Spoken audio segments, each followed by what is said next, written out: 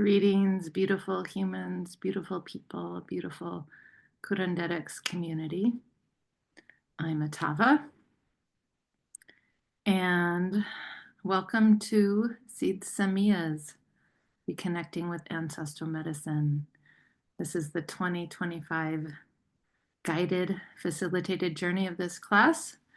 So this class, a lot of the courses or a lot of the modules and material has been populated on Thinkific. So it's available for self-study at any time, but once or twice a year, you can do this journey with a focus cohort and also with my participation. There'll be a couple live classes, there'll be a live Q&A, and I've also added what I call Curanderx community meetups. I've found that one of the most essential parts for me and for many of walking this path of curanderismo, of healing ourselves, offering our healing to the world, whatever that looks like. So one of the most essential parts is community. And we need community more now than ever. It's really part of our resilience, part of our ecosystem of wellness amid all of these very destabilizing, destructive, aggressive forces that are kind of permeating certainly this so-called country right now, but around the earth as well. So anyways, welcome to this class. It's a beautiful journey. So I will release a different module every week so that ideally, if you choose, you kind of go in synchronicity with other folks. There'll be a Q&A. I don't have the date right in front of me, but there's a Q&A so that I'll show up on a live Zoom so that if you have any questions, you can have them answered. And also, we have the community forum, which is part of Thinkific, which allows you to share your experiences, meet other people. I always will have a prompt for each week, depending on the topic and the assignment, so that in this community forum, again, it's more opportunity for engagement. What I will say is this path, as in any path that's about healing or spiritual development, it's really about engaging in the work, embodying the work, trying things over and over again on yourself. It's not just a mental learning. I mean, I'm going to share information for your brain that is eager to know things, but I really encourage you to participate in the exercises and the assignments. You'll get a lot more out of it. And the material will continue to be available for the next, I forget if it's 4 to 6 months on Thinkific, so you can review a lot of the materials downloadable. And yeah, so you can continue to engage with it, if you're not able to always sync up. And the live classes and sessions will be recorded and posted so that you can also see those. So many, many opportunities. I'm looking here at my screen, some of the topics. I'm going to give, and I think it's available now, just the history of this class so that you kind of understand the origin story of one point in time. Of course, this is hundreds and thousands of years old in terms of origin, in terms of origins of this medicina, but in terms of this iteration kind of coming through me and my offerings in this earth body and this time on earth started in about 2011. So right now we're 2025, so we're going on, I guess, the 14th year. Let's see, we'll talk about setting intentions for the class and the space. Again, I want active participation, or I'm inviting active participation. So the more you think about why are you here, what are you trying to get? Like if you're just like,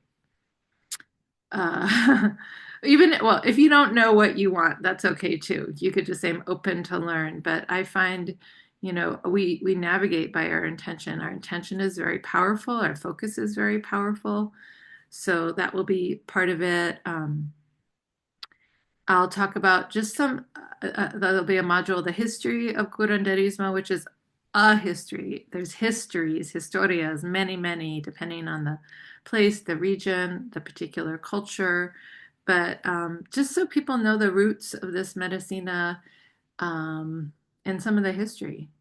And what I like to say, especially in this moment, is this medicina has persisted in spite of 500 years of colonization and a lot of, especially in early, quote, colonial Mexico, a lot of very deliberate attempts to eradicate it and to literally kill practitioners, um, destroy knowledge, burn books or codexes.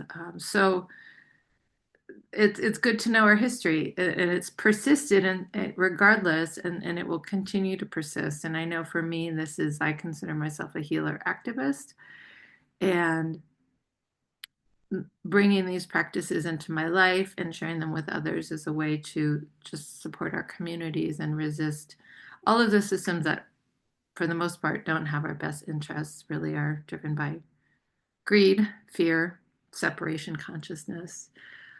So we'll talk about the history. I'll talk about now Kampa, which are the sacred quadrants of the universe. That's a Nahuatl name, but it's basically the four directions. And again, like this, I'm teaching from the cosmology of the Mexica, which predates Spanish contact. And I'll share about, where I received these teachings a lot through Danza Azteca and through a teacher I now am studying with, Adrian Koshka Cuautli. How do I say, like having relationship with the forces of nature, the forces of cosmos is actually an integral part to this path. To know that we're open, we're vessels, we're channels, we're not quote doing, but we're inviting in the energy of the east. We're connecting with the earth, connecting with the sky. So that will be part of just orienting you to this way of seeing this cosmology and its relationship to the way healing is practiced now, or curanderismo is practiced now. We'll talk about creating sacred space for your work, a module on altars. I'll offer the inner Curanderx meditation. It's in my book, but I riff on that. So it's just a way, like, again, so much of this path is deep, deep self-knowledge, self-reflection, meditation, contemplation, getting quiet so we can listen to our own inner guidance, our higher self, our ancestors, our guides. And, in this paradigm we've been in for a long time, we're always looking outside of ourselves for healing, like, doctor, fix me, or curandera, heal me. But I really believe it's, so much centered in our own universe, our own microcosm of this body, mind, spirit.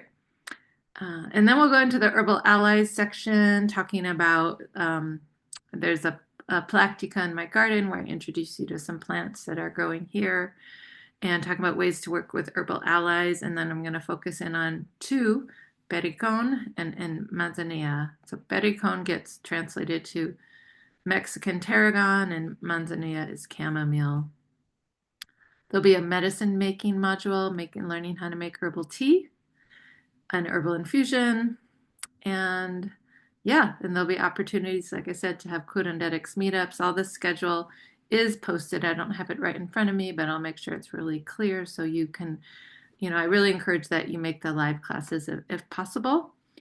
And one thing that came out of the last iteration of this class, I really like to encourage people to connect and network with people in their own bioregion. So, like, I know there's like a Bay Area group that got together, people in Texas, here in New Mexico. So, again, community, doing this together, if that's what you're called to, like, this is a great time to join the class. So, if you're still on the fence,